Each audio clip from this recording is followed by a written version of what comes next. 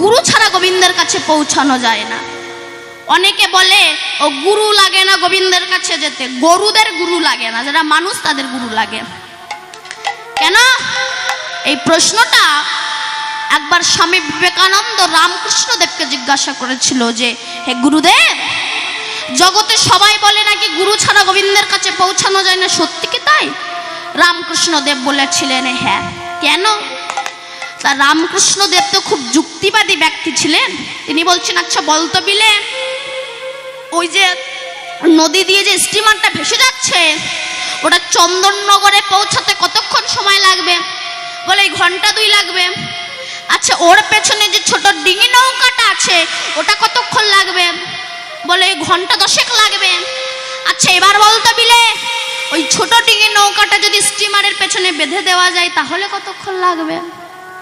বলে ঠাকুর এই কারণে লোকে তোমাকে পাগল বলে। কেন?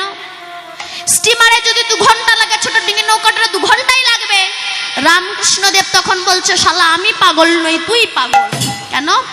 বলে শোন, স্টিমারের পেছনে যেমন ছোট ডিঙি নৌকাটা বেঁধে দিলে স্টিমার যে গতিতে পৌঁছায় ছোট ডিঙি নৌকাটাও সেই গতিতে পৌঁছায়, তেমনি গুরুর দেহ হচ্ছে ভজনযোগ্য দেহ আর শিষ্যের দেহ হচ্ছে ভজনবিহীন দেহ।